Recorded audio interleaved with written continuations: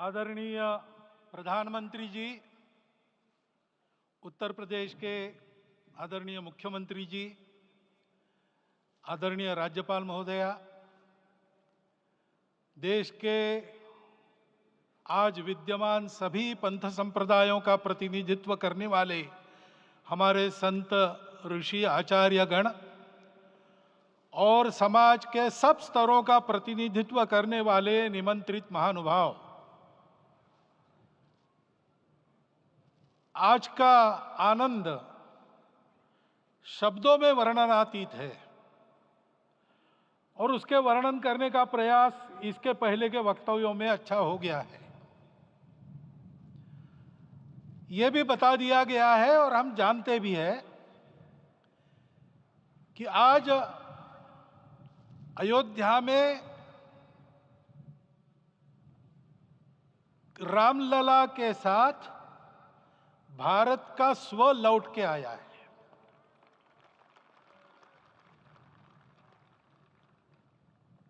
और संपूर्ण विश्व को त्रासदी से राहत देने वाला एक नया भारत खड़ा होके रहेगा, इसका प्रतीक आज का कार्यक्रम बन गया है।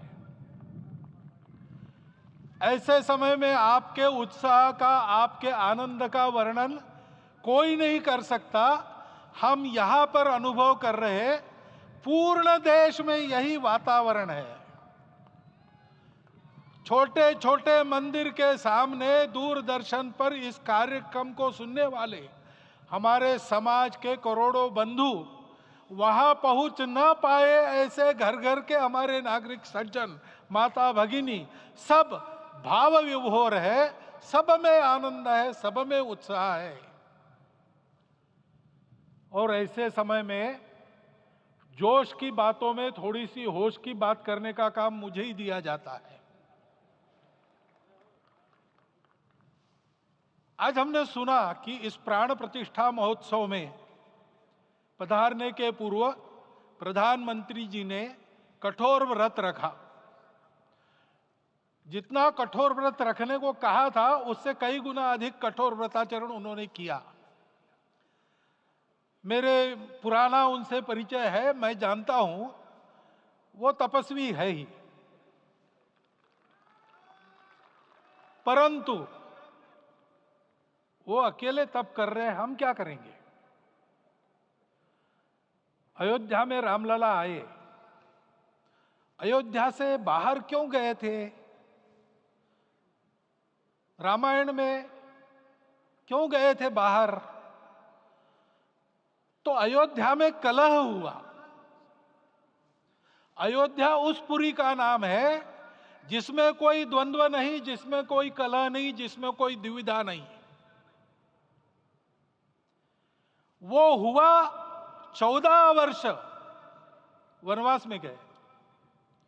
वो सब ठीक होने के बाद दुनिया के कलह को मिटा के वापिस आए। आज रामलला वापस फिर से आए हैं 500 साल के बाद। जिनके त्याग, तपस्या, प्रयासों से ये सोने का दिन आज हम देख रहे, सुवर्ण दिवस देख रहे, उनका स्मरण प्राण प्रतिष्ठा के संकल्प में हम लोगों ने कहा, आपने सुना होगा, स्मरण किया। उनकी तपस्या को, उनके त्याग को, उनके परिश्रम को शत बार, सहस्त्र बार, कोटि बार नमन है। रामलला के यहां इस युग में आज के दिन फिर वापस आने का इतिहास जो जो श्रवण करेगा वो राष्ट्र के लिए कर्म प्रवण होगा और उसके राष्ट्र का सब दुख दैन्य हरण होगा। ऐसे इस इतिहास का सामर्थ्य है। परंतु उसमें हमारे लिए कर्तव्य का आदेश भी है। प्रधानमंत्री जी ने तप किया, अब हमको भी तप करना है। राम राज्य आने वाला है, वो कैसा था? दैहिक दैविक भौतिक तापा, राम राज नहीं कहु व्यापा। सब नर करहि परस्पर प्रीति, चलहि स्वधर्म निरत श्रुति नीति। सब निर्दंभ धर्म रत पुनि, नर अरु नारी चतुर सब गुनी। सब गुणज्ञ पंडित सब ज्ञानी, सब कृतज्ञ नहीं कपट सयानी। राम राज्य के सामान्य नागरिकों का जो वर्णन है, हम भी इस गौरवमय भारतवर्ष की संतानें हैं। कोटि कोटि कंठ उसका जयगान करने वाले हमारे हैं। हमको इस प्रकार के व्यवहार को रखने का तप आचरण करना पड़ेगा।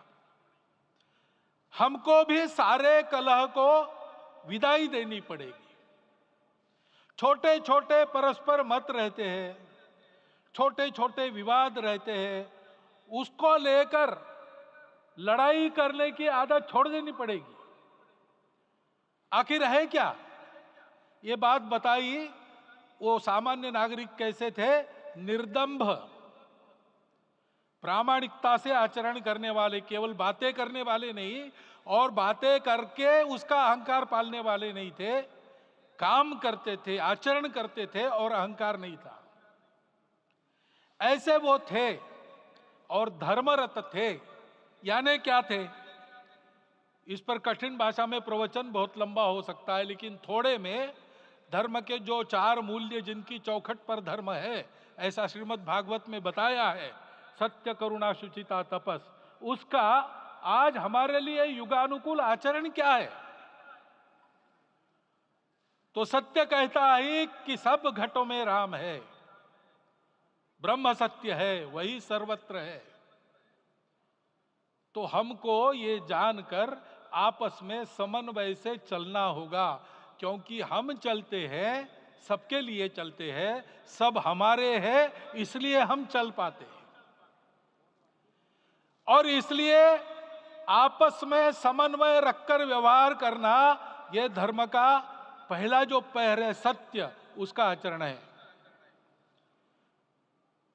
करुणा दूसरा कदम है, उसका आचरण है सेवा और परोपकार। सरकार की कई योजनाएं गरीबों को राहत दे रही, सब हो रहा है, लेकिन हमारा भी कर्तव्य है, ये सब समाज बांधव हमारे अपने बंधु है। तो जहां हमको दुख दिखता है, पीड़ा दिखती है, वहां हम दौड़ जाए, सेवा करें, दोनों हाथों से कमाएं, अपने लिए न्यूनतम आवश्यक रखकर बाकी सारा वापस दे, सेवा और परोपकार के माध्यम से। यह करुणा का अर्थ आज है। शुचिता पर चलना है, यानी पवित्रता होनी चाहिए। पवित्रता के लिए संयम चाहिए, अपने को रोकना है। सब अपनी इच्छाएं, सब अपने मत, सब अपनी बातें ठीक होंगी ही ऐसा नहीं, और होगी तो भी अन्यों के भी मत है, अन्यों की भी इच्छाएं हैं। और इसलिए अपने आप को संयम में रखते हैं तो सारी पृथ्वी सब मानवों को जीवित रखेगी। गांधी जी कहते थे, earth has enough for everyone's need, but it cannot satisfy everyone's greed. तो लोभ नहीं करना, संयम में रहना और अनुशासन का पालन करना, अपने जीवन में अनुशासित रहना, अपने कुटुंब में अनुशासन रहना, अपने समाज में अनुशासन रहना। सामाजिक जीवन में नागरिक अनुशासन का पालन करना। भगिनी निवेदिता कहती थी कि स्वतंत्र देश में नागरिक संवेदना रखना और नागरिक अनुशासन का पालन करना, यही देशभक्ति का रूप है। इससे जीवन में पवित्रता आती है। और तपस का तो मूर्तिमान उदाहरण आपके सामने आज दिया गया। व्यक्तिगत तपस तो हम करेंगे, सामूहिक तपस क्या है? संगच्छध्वम संवदध्वम सम वो मनांसी जानता। हम साथ चलेंगे, बोलेंगे आपस में, उसमें से एक सहमति का संवाद निकालेंगे, एक ही भाषा बोलेंगे, वो वाणी मन वचन कर्म समन्वित होगा और मिलके चलेंगे, अपने देश को विश्वगुरु बनाएंगे। ये तपस हम सबको करना है। 500 वर्षों तक अनेक पीढ़ियों ने लगकर परिश्रम करके, प्राणों का बलिदान देके, खून पसीना बहाकर आज ये आनंद का दिन सारे राष्ट्र को उपलब्ध करा दिया। उन सब के प्रति हमारे मन में कृतज्ञता है।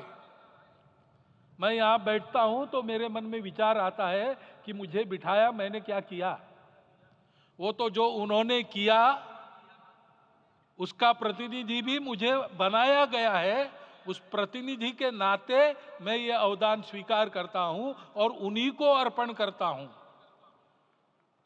परंतु उनका ये व्रत हमको आगे लेके जाना है। जिस धर्म स्थापना विश्व में करने के लिए राम का अवतार हुआ था, उस धर्म स्थापना को अनुकूल स्थिति अपने आचरण में, अपने देश में उत्पन्न करना, यह अपना कर्तव्य बनता है। रामलला आए हैं हमारे मन को आह्लादित करने के लिए, उत्साही करने के लिए, प्रेरणा देने के लिए, साथ साथ इस कर्तव्य की याद दिलाकर उसमें कृति प्रवण करने के लिए आए हैं। उनका आदेश सर पे लेके हम यहां से जाए। सब लोग तो यहां आ नहीं सके, लेकिन वो सुन रहे, देख रहे। अभी इसी क्षण से इस व्रत का पालन हम करेंगे तो मंदिर निर्माण पूरे होते होते विश्व गुरु भारत का निर्माण भी पूरा हो जाएगा। इतनी क्षमता हम सबकी है। इसका मैं एक बार स्मरण देता हूं, आप सबको धन्यवाद देता हूं और मेरे 4 शब्द समाप्त करता हूं।